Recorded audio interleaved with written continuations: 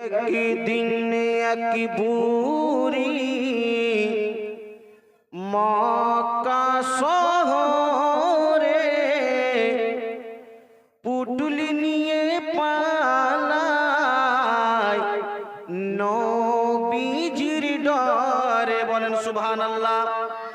একদিন এক বুড়ি মক্কা